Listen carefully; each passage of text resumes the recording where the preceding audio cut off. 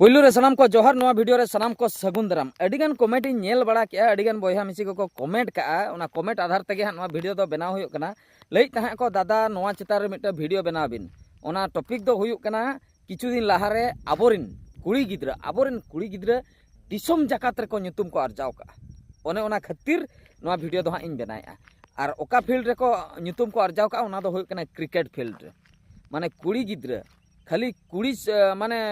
कुड़ी गिद्रा लई मा बांग गानोआ उनको जहां लका को nyutum का कोआ ब्लाइंड वुमेन्स क्रिकेट टीम माने इंडिया रिन उनको दो हां आंधा गया को पूरे दो बाको आंधा रे हो आंधा गया को आबो लेका बेसोल लेका बानार मेनते क्लियर विजन दो हां बाको नेल दाड़िया कना क्लियर दो हां मेन रेना पावर बनु तको नासना को खाटो गया बाको नेल न्यामेआ हुई दाड़िया मिटटें खाटो मिटटें मेन खराब गया मिटटें बेस गया बाकाय दो बानार मेन नासे नासे खराब गया बाकाय दो किछु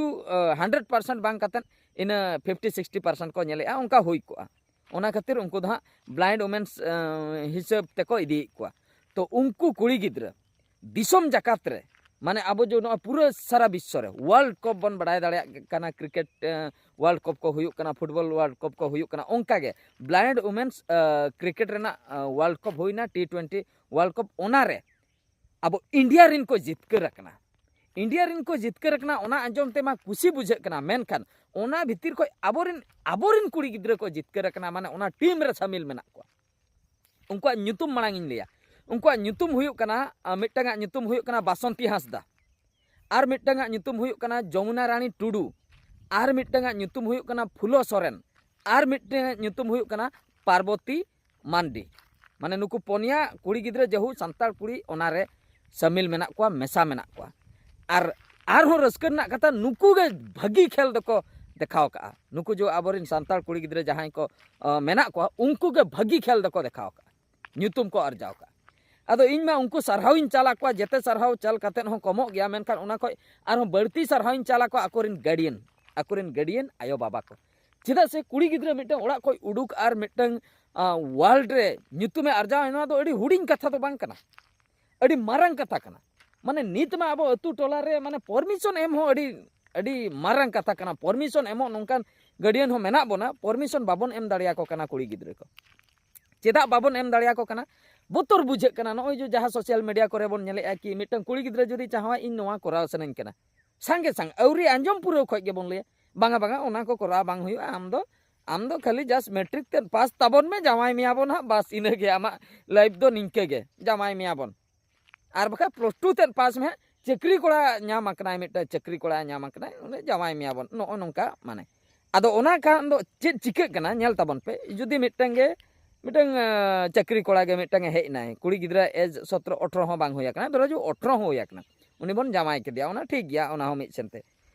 आर मिट सेनते बन नेला आदो उनी कुड़ी गिद्रा जो ओका जो कुकमु ले आय मिटा मोने मोने ते माने इन नोआ बेना सनइन कान ताहे नोआ आदो ओना जिनिस तो आदो जमाई परे दो ओना कुकमु तो बांग सरित ताया जुदी कुकमु ले आय आदो ओना कुकमु तो तीन जोखा सरित ते जुदी उनी फ्री रे ताहेना आर ओना कुकमु डहार तेगे जुदी तड़ाम काय तबे दो ओना कुकमु दो सरित ताया आदो नो नोका अडिगान दो कुकमु पूरा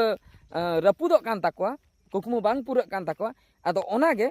नुकु गार्डियन को उनको कुड़ी गिद्रा को सपोर्ट का को उनको चिकेते उनको हा परमिशन एम कातेन ओना लाइन रे को भेजा का को नीतो तेहेño उनको दिसम जकत रे nyutum को अर्जाव का नो nyutum अर्जाव कातेन माने आबो गौरव बन बुझेया आबोरिन कुड़ी गिद्रा कना को आयो बाबा हो गौरव को बुझे ओना सलाते उड़ीसा रेन कुड़ी गिद्रा कना को माने स्टेट गौरव बुझे और दिसम इंडिया पास्टा को खेल का दिसम हो गौरव बुझे तो नो नोंका कथा आदो अडिगान नोआ पछले रे दो इंटरेस्ट ताहन लगती कना माने जहां को नो नोंका मारंग कमी रे को सक्सेस कना जुदी मिटन उनी गिद्रा गे बाकाय उनी होड़ा जुदी इंटरेस्ट बांग ताहना ओना कमी चेतान रे तबे दो उनी सक्सेस दो अडी मुश्किल गया जहां को जुदी नोआ खेल रे तेहन जितकर रखना को जहां को परमिशन नाम काते हा को एंट्री का ओना खेल रे जहां को nyutum इन लई के आबो संताल कुड़ी गिद्रा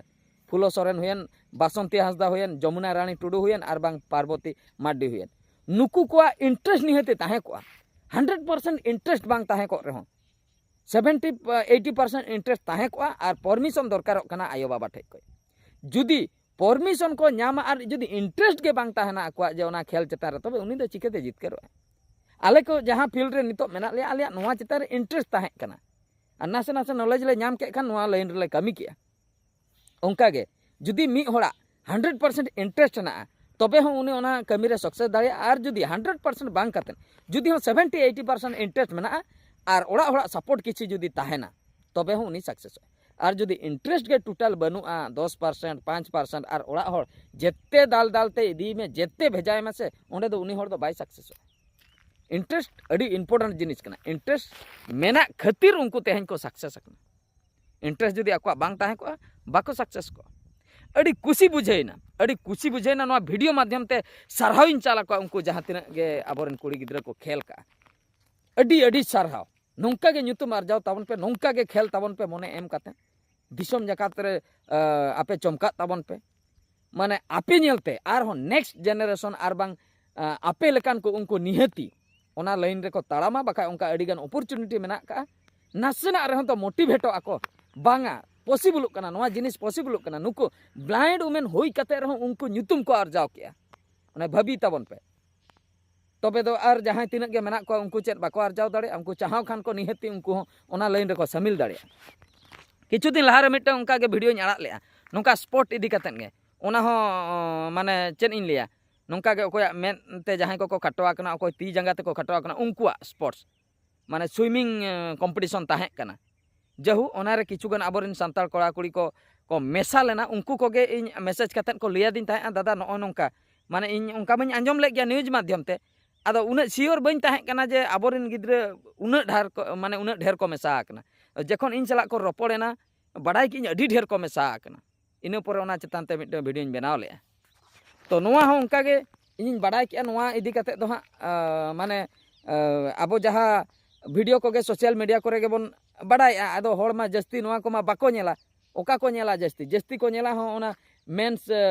ओका जे वर्ल्ड कप को हुयुक कना क्रिकेट वर्ल्ड कप ओना को नेला फुटबॉल को कटी को नेला ब्लाइंड को जो क्रिकेट को खेल हुयुक कना कि जहाना स्विमिंग को हुयुक कना ओना को दो उना बाको नेला आदो ओना खातिर उना बाको ठिका दाड़िया कना होड़ आदो नितो बाई बाईते सोशल मीडिया जुग सेटर कना नि दो जतो जिनिस गे सेटरो कना सोशल मीडिया रे नेल ताबन पे बढ़ाई ताबन पे इन जहां लेका सोशल मीडिया माध्यम ते इन हो किछि हा नोआ दो लई लेखान लैया पे कनी प्रचार लेका मिट सेनते ठिकई ताबन पे नौका खेल को हुयुक कना ती जंगा ते पे खटोआकान मेद ते पे खटोआकान आपे हो मिद दिन हिलो ᱧᱩᱛᱩᱢ पे आर्जाव दाड़िया मोने आलो पे कहीं सा मोने आलो पे खटोय तापे नुकु दो आपे जहां को लिया पे आपे मा जहां गे हा नासना मिटन खाटो हिसाब ते मेनकान जहां को पूरा पे पुरुना कना ती जंगा ते मेन कोते झोतोना ते हड़मो ते पे पुरुना कना उनको हो आयमा गान खेल को हेना का ओना लाइन रे हो ᱧᱩᱛᱩᱢ पे आर्जाव दाड़िया अड़ी गान लाइन मेना का जे मिटन गिद्रा ऑल पढ़ाव कते खाली चाकरी के करावाय ओना दो कोनो गारंटी बनुका ओको को चाकरी लाइन ते ओको को नॉलेज बेसा ओको को बन चाकरी आ मारंग मारंगा चाकरी लाइन ते चाकरी ताबन पे ठीक गया जहां पे कुसिया कना मेनखान जहां को onte judi olok sed re mone bai daria ente re ho noa ko lain re nyutum arjao gano a taka puisa ho pe rozgar daria mone ten alo pe khatoi tape no ona huyuk kana katha तो are मिद धाव सारहाविन चाला को सानाम जहां तिना के खेल ले को उनको क्रिकेट टीम रे तो अड़ी अड़ी सारहाव सानाम को नौका के आर ᱧᱩᱛᱩᱢ आर्जाव तावन पे आर नुकु नेलते आर हो आबो दिसम रिन आबो सोसाइटी रिन जुदी मांग सेट पे हजु ताबना अड़ी खुशी बुझेआ तो नोआ वीडियो दो हा नोते रेगिन मुचेदा अड़ी गान लॉन्ग हा मा एनखान मुचे रे सानाम को गॉड जोहार।